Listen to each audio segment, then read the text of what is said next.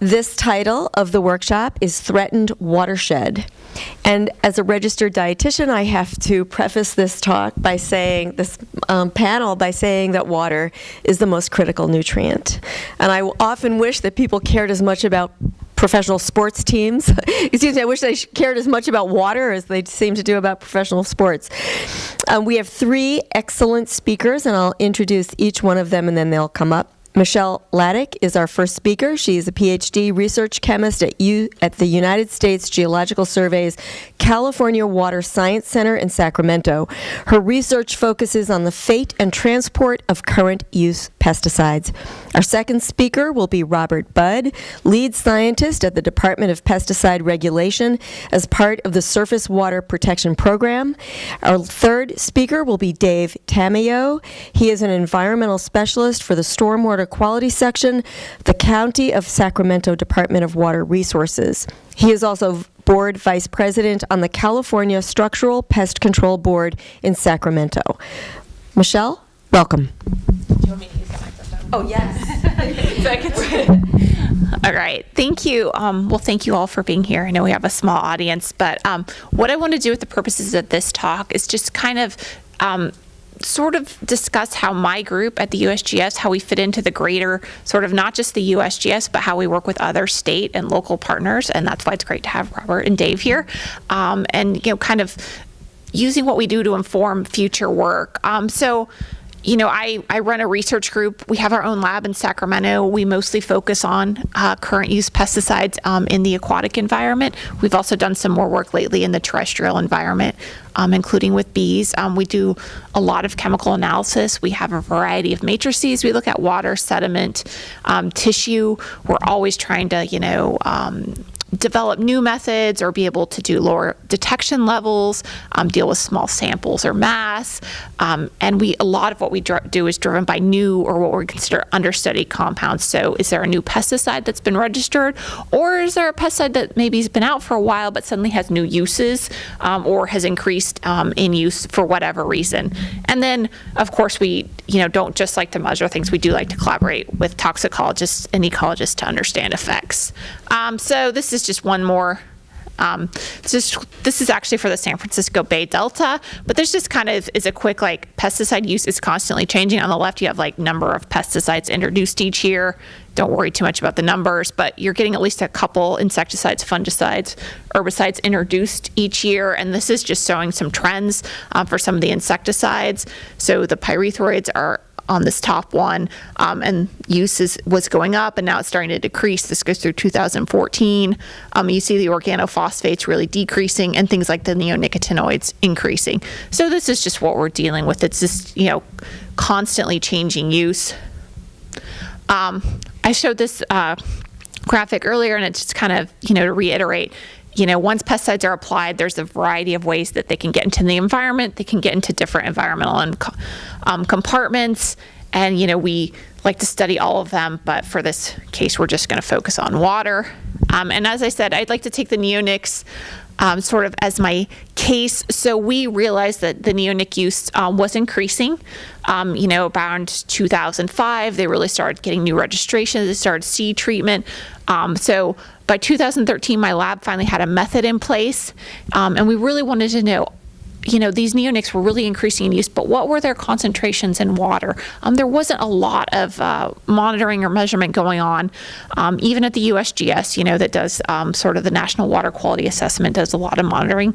They weren't looking for these, especially the newer neonics, clothianum and thimethoxam. So we went to the hotbed of neonic use, which was Iowa. So, we always like to go when we start our studies, let's go to the point where we think we're going to find them the most. Because if we don't find them there, then maybe we don't have these problems in these waters. So let's start at the hot spots. And what we are really finding is the take-home message is we are really detecting these compounds in spring during planting, so most frequently and at our highest concentrations. And we really think this was because of the increase in use of seed treatments. So another aspect we looked at it, I just want the take-home message on this to be that, this was just one site. These were times we measured neonics. This is the hydrograph. the gray is planting. What we're really seeing is the highest concentrations of neonics are really happening during this planting season when you're getting appreciable runoff from these crop fields. And why this was just interesting from an insecticide standpoint, this really mirrors what we see with atrazine, the pre-emergent herbicide. It's been long known there's this spring flush of atrazine that happens after application during the planting season. Before this, insecticide detects were kind of sporadic and more in the summer months. So this was a change in sort of the timing that we're seeing insecticides that was more of a mirror of what we'd previously seen with like the widely used herbicide atrazine. So we were finding this in Iowa. We were measuring it. We were following seed treatments. We were doing a larger USGS study across the nation. This was a great opportunity to not just look at, say, one region of the country where we knew these insecticides were highly used. This gave us an opportunity to look at them in more places. This was a single snapshot, so this wasn't. But what this did tell us is that we did get neonics were detected in half our samples. We got multiple neonics in quite a few samples, and we were able to do some relationships. Clothianidin and thimethoxam, which are primarily used as seed treatments, we had a positive relationship with the percentage of row crops, whereas imidacloprid, the most widely used insecticide, has both ag and urban uses, but we did get a relationship with the percent urbanization, finding more frequent detects of imidacloprid. And okay, so there's just, and so once again, so not only were we getting detections, this just kind of shows you the spread of concentrations in our nationwide study. And what I just, kind of the take-home point from this is you do see this one site that had the highest total neonic concentration. What I also like to note is that it had 5 neonics detected in one sample, and up to that point, I was usually only seeing about 2 or 3. And this was actually from Central California, so this wasn't from Iowa. And what this really illustrates is California has such a diversity of ag that sometimes when we start measuring stuff, we get more compounds than, say, the corn and soy monoculture of the Midwest. Where was that in California? It was near Salinas. That's where I'm from. It's we always joke that our That's the ditch. hot spots. Yeah. There's a couple, yeah. And then I wanted to just briefly talk about a more recent study that we hadn't published, which was in 10 tributaries to the Great Lakes. We had the opportunity to piggyback on a much larger study. This study was fixed timing. They were going out once a month. But what it gave us a chance to is a lot of our pesticide sampling, we go from slightly before pre-plant through maybe, the harvest season, because that's when the pesticides are used and applied. Sometimes we don't sample throughout the entire year for budget reasons and because we typically find fewer pesticides throughout the year. But the one thing to note is that, so this is the Maumee River, which is highly ag, and this is the River Rouge, which is highly urban. And so you're seeing, of course, more of these ag neonics. This is imidacloprid, more the urban signature, but you are seeing these low-level concentrations, not every month, but throughout most months of the year. So, as I indicated earlier, that we're not expecting as many acute toxicity effects in aquatic systems from these neonics, but there is a larger chance for chronic effects. And as we can see in some of these areas, we're seeing them throughout the year.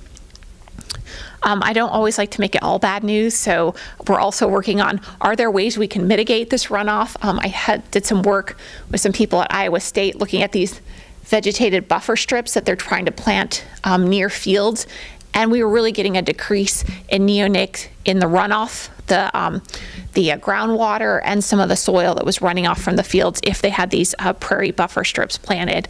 And we didn't want to trade one issue for another. So yes, we were cleaning up the runoff water. We also measured the plants because we didn't want to make these, great buffer strips that could be attractant to pollinators, but also have neonics in them. And we are finding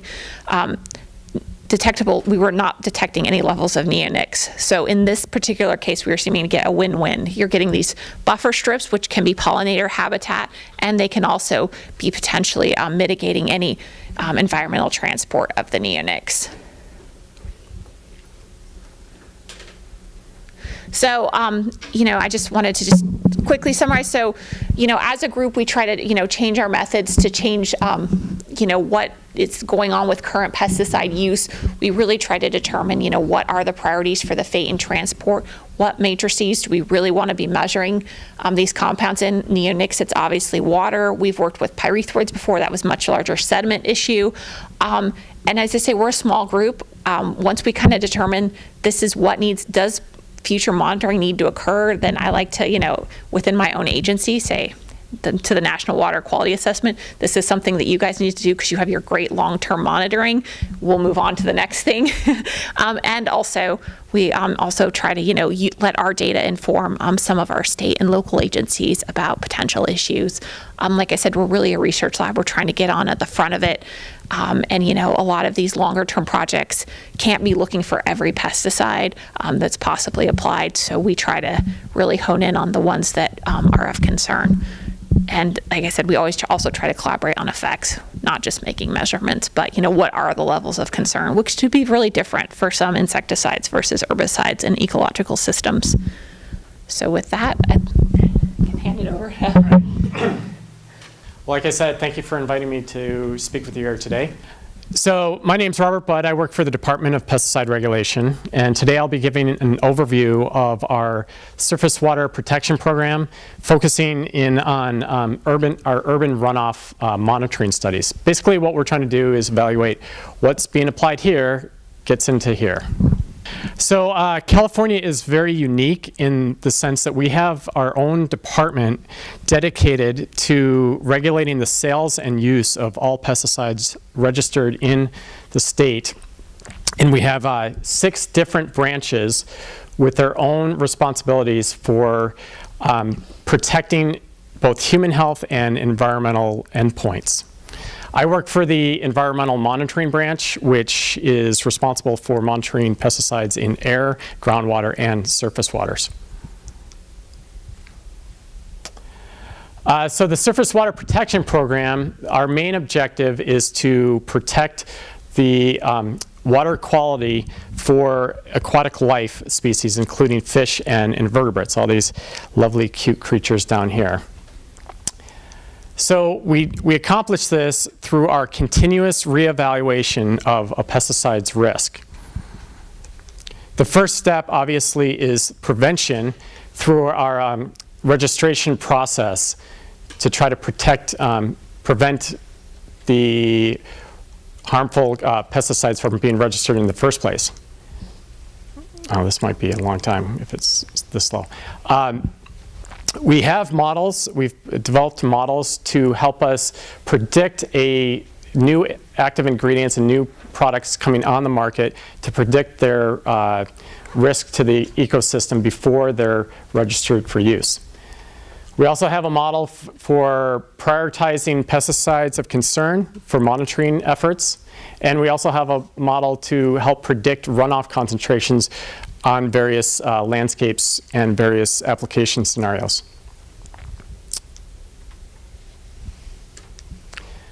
We currently monitor throughout the state and throughout the year on both urban and agricultural landscapes. Once we have enough data, we use that data to assess for both spatial and temporal trends and concentrations. And this is primarily to help us identify any pesticide concerns that we have within the state. If we identify a problem, we then move on to the mitigation phase and help develop best management strategies or mitigation strategies. We work with multiple stakeholders to try to implement those strategies to make them effective. And the next phase is obviously we've been going out and trying to get the message about the issues that we've found. We work with other state agencies like the water boards and the professional structural applicators or the agricultural applicators, and also the general public. And finally, if necessary, we do have the ability to implement regulation through working with the registrants to put additional restrictions on labels or implementing our own state or regional regulations. And so these regulations, if we do create them, go beyond what's on the label, but they're still enforceable by our department. So in essence, our objectives for our monitoring boils down to 4 main questions. What's being detected in the surface waters? Where are they, and how often are they being detected? If they're detected, are they a problem to our ecological receptors? And if for those that are a problem, how do we deal with this, and how do we make a change? So obviously, there's a lot of pesticides, that different product types and different formulations that can be utilized both on the urban and ag landscapes. And we want to know what's going from here into our surface waters. Currently, I found this number astonishing. We have over 4,500 products containing 708 active ingredients currently registered for use on the urban landscape in California. And this is not ag, this is just urban.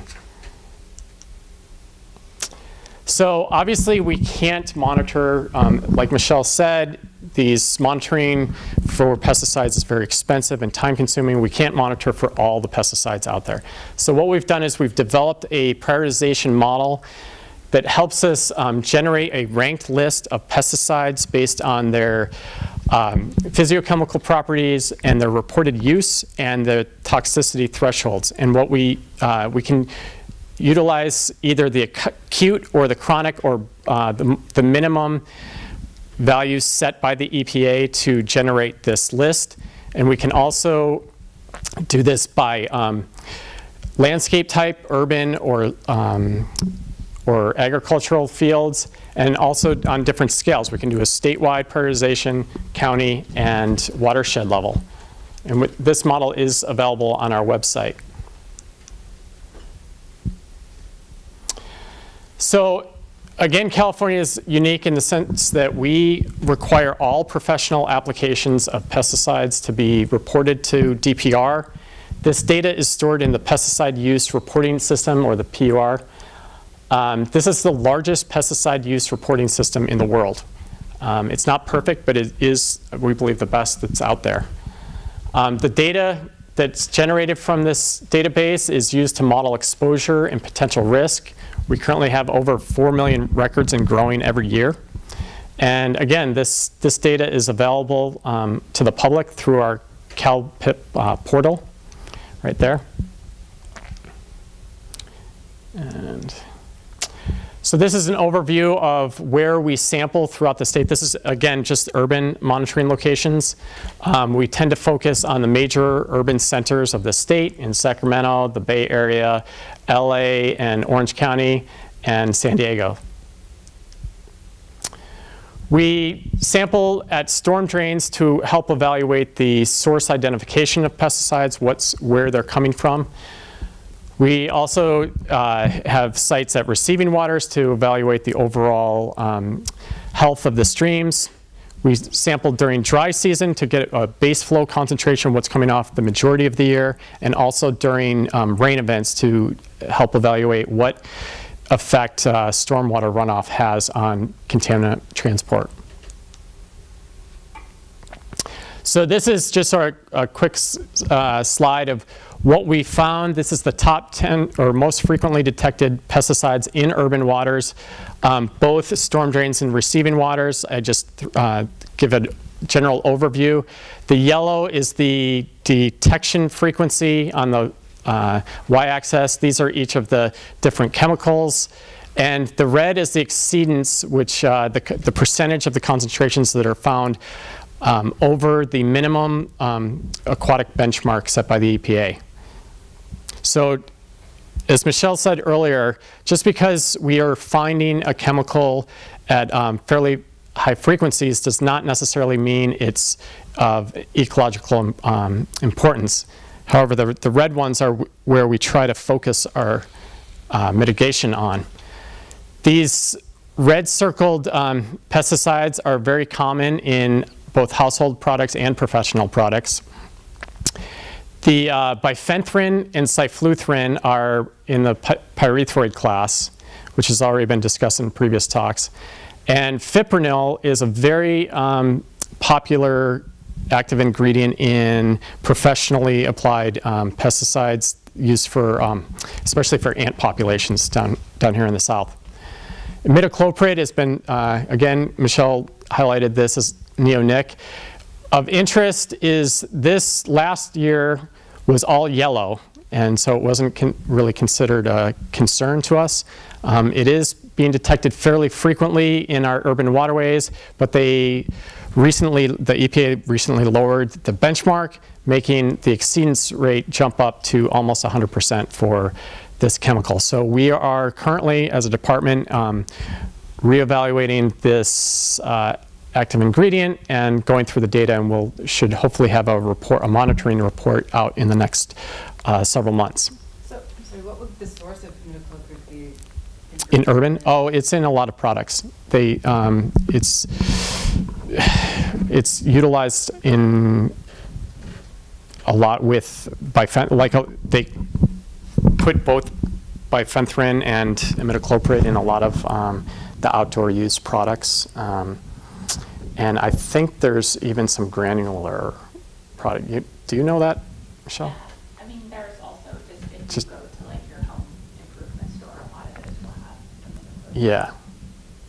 It's definitely the most popular neonic in urban products. It's used for flea control on Yes, and that's a totally different, so we consider all the pet products a different issue. We do look at that, but that's more of a wastewater issue, and so we'll be addressing those in another study. One comment, if you would. Oh, I'm sorry. And- I'm not used to speaking into a mic, so. If we can hold the questions till at least after each speaker, that would be great. And Okay. then you can repeat them in the microphone. Absolutely. Okay, great, thank you. Sorry about that. Okay, so this is the same type of graph that shows the detection frequency to highlight the importance of stormwater. So here you see in almost every case, we're detecting all the pesticides at a higher frequency during storm events versus the dry season. So this really highlights why it's important to not spray pesticides when it's predicted to rain. And it's, again, similar active ingredients that we saw before. So this is what I'm calling a heat map. This helps us identify regions of potential concern. This just represents the median concentrations of fipronil in our watersheds. And with the highest concentrations here indicated in red, orange being medium concentrations, and then the lowest concern in green.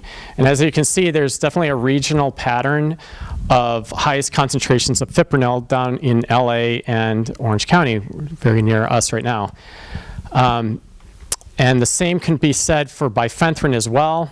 We're seeing much higher concentrations in LA County. And this is really, like I said before about fipronil, there's a big ant pest pressures with Argentine ants down here, and so the professionals love to use these particular products. And also, there's another aspect of Southern California waterways they're mostly concrete lined, which has a much quicker conduit for transporting contaminants off site and into the local waterways. Whereas, up in the north, you've got a lot more natural systems that help buffer these contaminants. So now I'm going to switch gears and talk to you a little bit about the mitigation and outreach that the department's been involved with.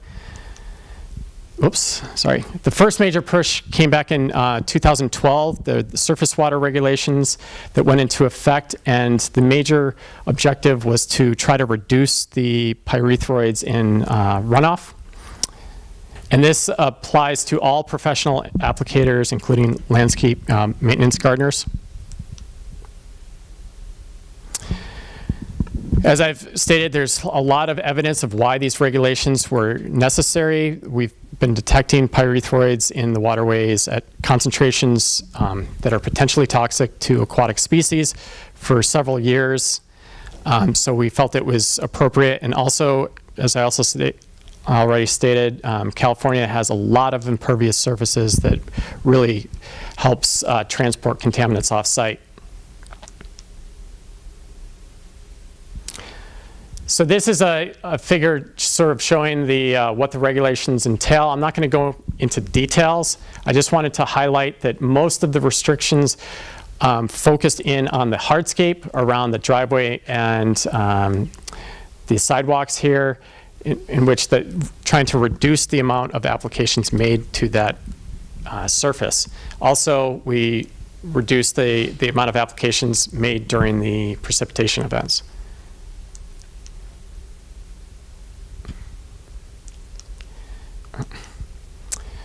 So another mitigation effort that I've actually been intimately involved with was fipronil and trying to reduce their concentrations in the waterways. So this is a very new mitigation strategy that's the label, or I'll get into that in a second.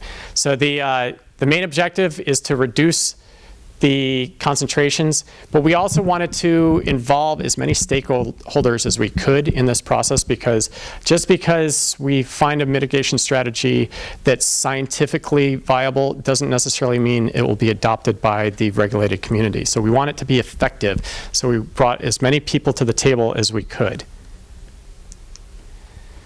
First, we contracted out with investigators at UC Riverside to conduct runoff studies, and under restricted application scenarios, they measured both runoff and ant populations that test for efficacy. Also, we worked with the pest control companies themselves, who conducted field trials and also used restricted application scenarios on their normal routes, and they did this for over 2,000 homes, which is a great, if you're scientists, the better the end, the better the study. So this would give us really great confidence in the results. And after both the restricted application scenarios in both studies, we found that there was very little difference in both runoff and efficacy. And the way the pest controls measure efficacy is their callbacks, because that's how they sort of rate how the applicators are doing. It's very time consuming and costly to the applicators if they have to go back to the same household.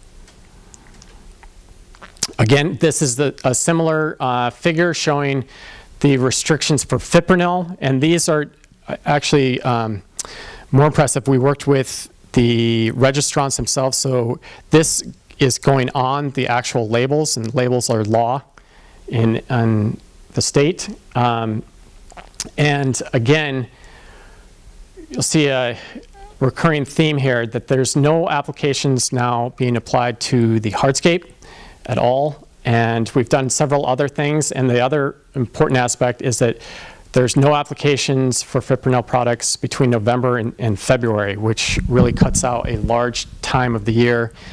We picked that time frame because it's when the majority of the storms occur in California.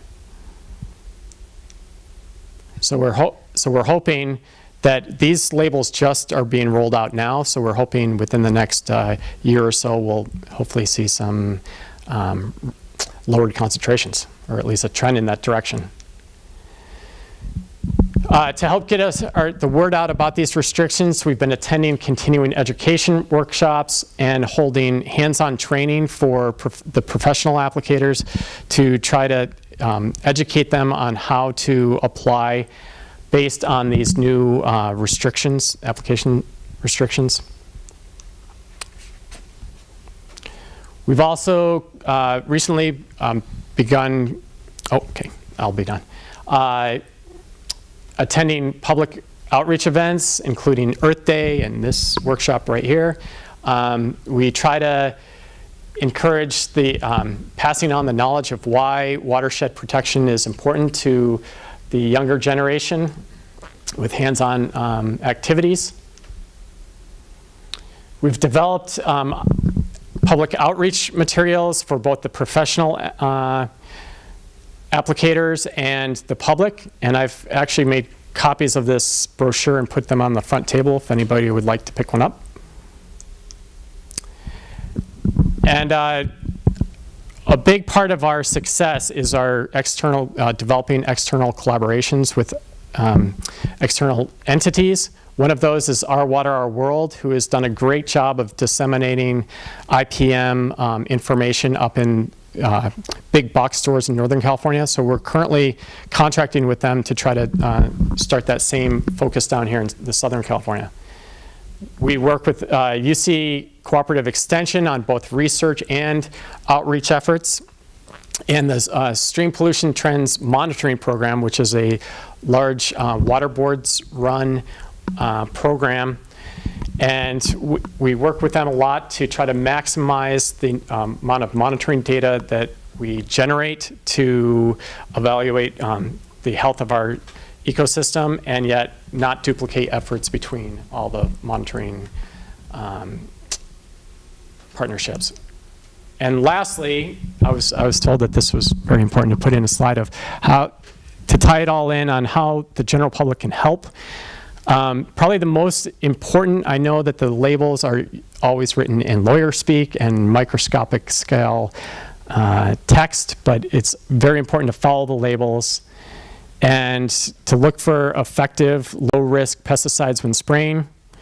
I think probably the most important things to try to keep in mind is minimize any applications to the driveway or the hardscape, and don't over-irrigate your lawn or driveway. And lastly, to ask your PMC if they offer IPM options. And that's the end. Great. Okay. Dave?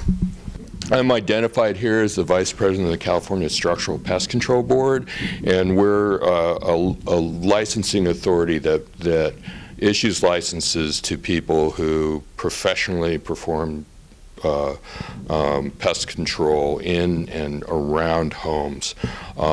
We don't regulate the landscape maintenance folks. Keep the microphone up by your mouth.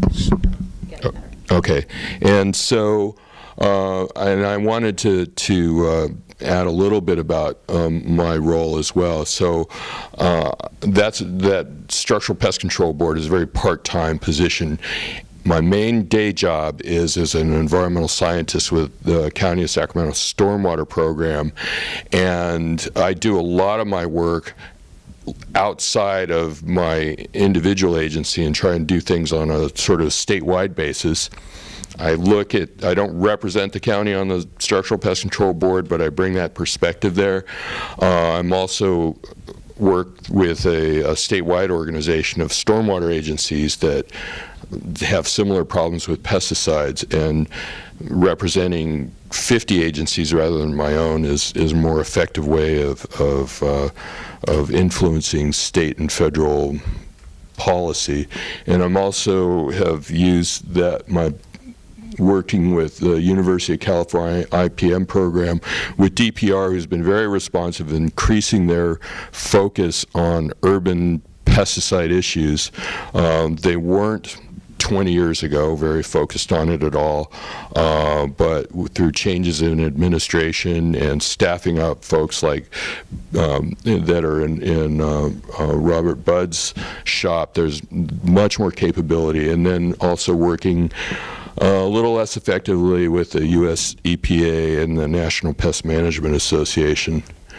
And so the issue of pesticides in urban water bodies, one thing is in using DPR's data on a mass basis, there's more pesticides used in urban areas, and people use it. They don't have the same types of economic constraints.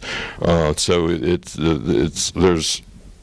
and it's about 50-50, but it's actually a little bit more is used in urban areas rather as opposed to agriculture.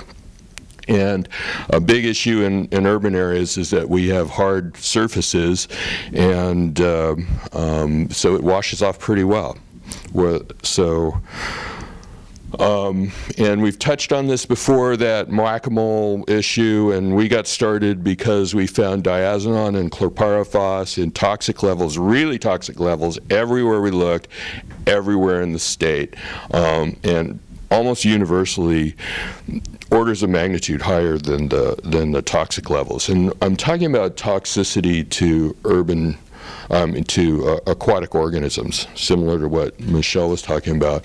And then the same thing happened when we predicted that this would happen, that people would switch to pyrethroids, and so we saw a similar pattern, and then now we're seeing it in fipronil, which fortunately DPR reacted very quickly to that, and before fipronil even showed up in our permits as something we had to deal with, DPR has already negotiated really significant changes with the industry to put restrictions on the labels, which we hope will be a problem.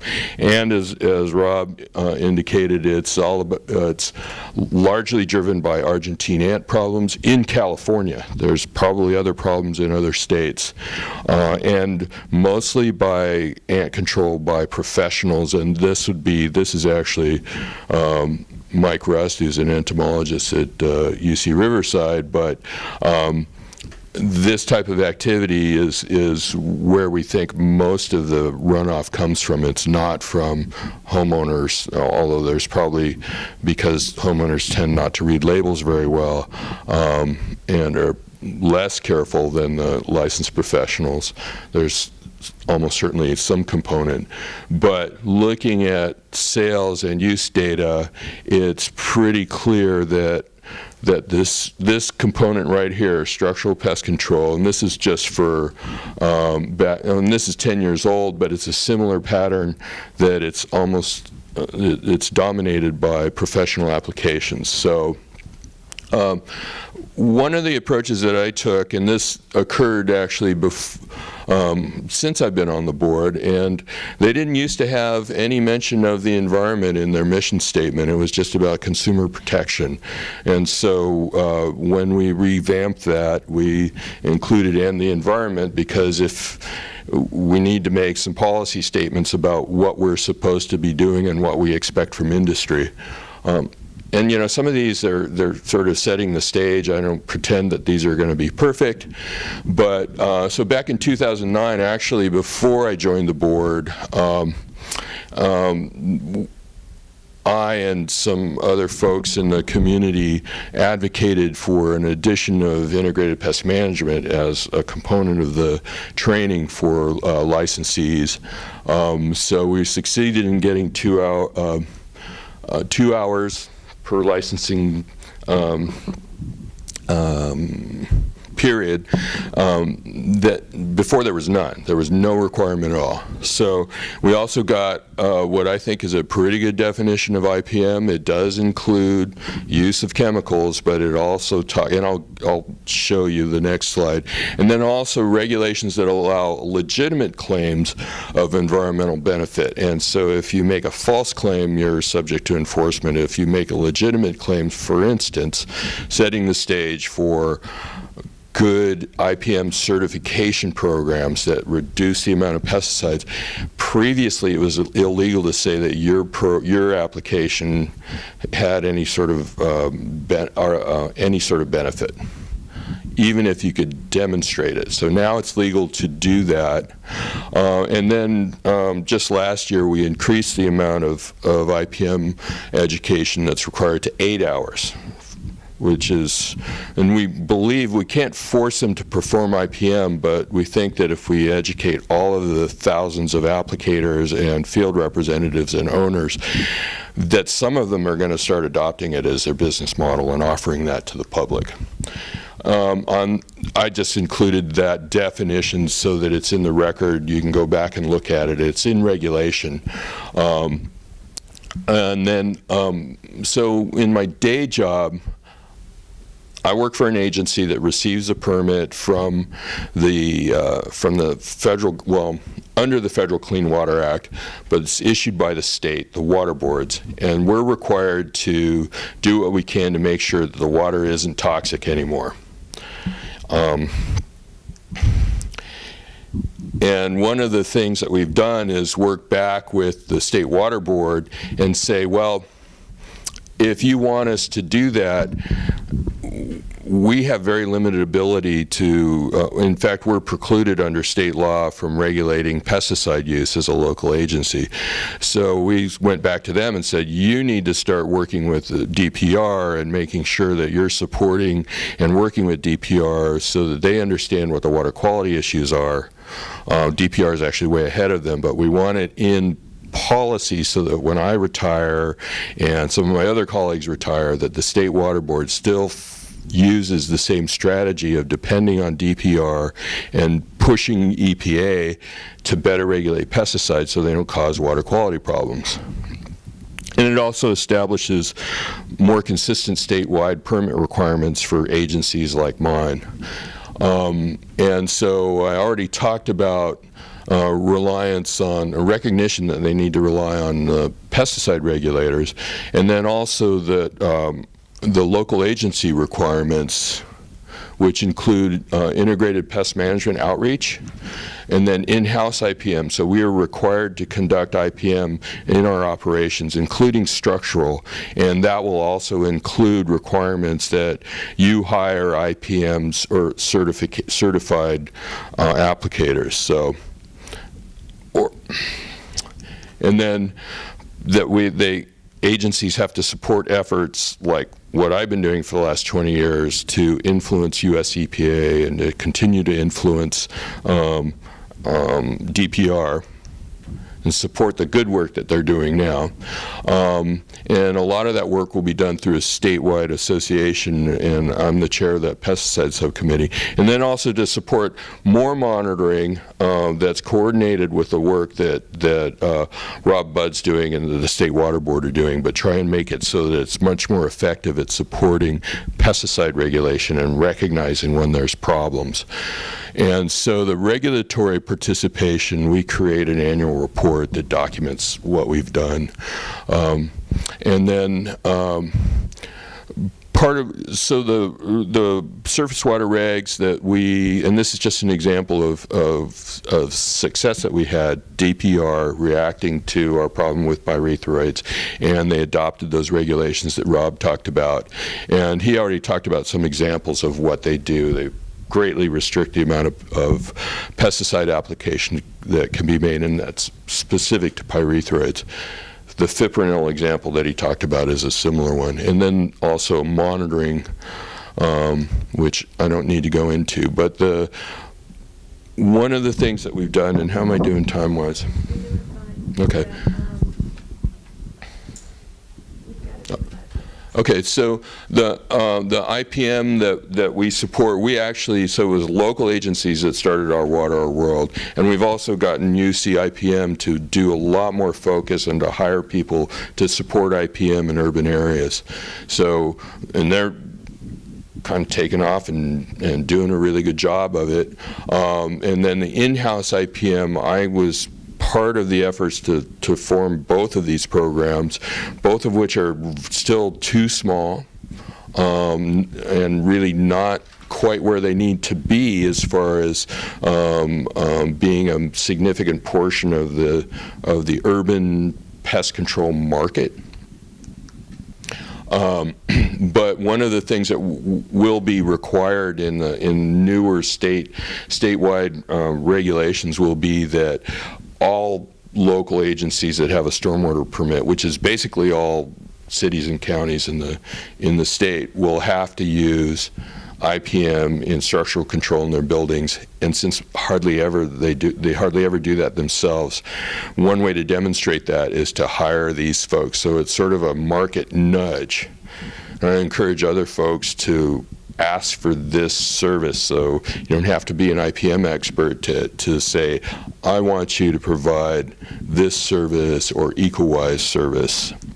So I want to talk a little bit more about Our Water, Our World and WaterWise. They both have, no, this one's not. So Our Water, Our World is not by University of California. WaterWise is by the University of California. Those two programs are working closer and closer together, but they have outreach materials and web-based things that can give you a lot of detail on how to manage pests. And so a wide variety of pests that are addressed. And then there's also programs, and I helped start this in Sacramento County, but how you do your landscaping has a big effect on Argentine ants, and or one thing. So like think mulching practices, fertilization practices, plant selection, excluding aphids, a really important aspect of not having Argentine ants. And so Our Water, Our World has, I already mentioned that there's a number, and both of those programs also have a lot of information in Spanish, which helps address some of the issues with maintenance gardeners because many of them are Spanish speakers. Obviously, there's plenty of other languages that aren't addressed. Our Water, Our World also has a very significant presence in retail situations and a formal relationship with Home Depot who has said, we will do this. So there's end cap displays, there's shelf talkers which direct you to the more environmentally friendly products and devices, and then also provide information about how to manage the pests. Very importantly, my agency and other agencies at least in Northern California, pay a consultant to go out to the stores and train people, train the retail staff on how to use those materials and how to direct people to those materials.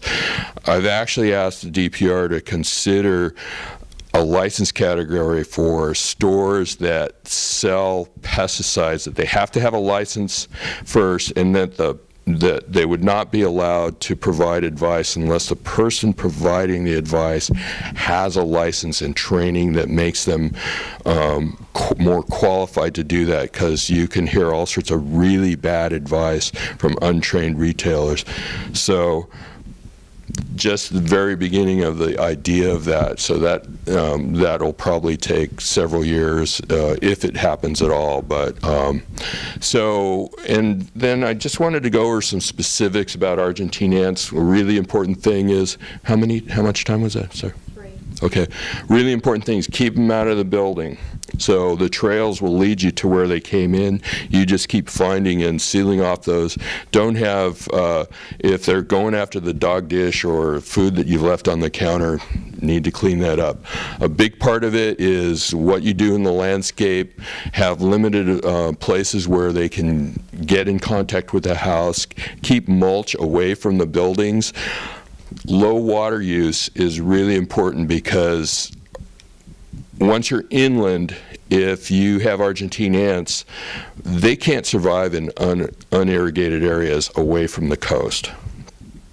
So it's our practice of water use that enables them to live in urban areas where it's normally dry.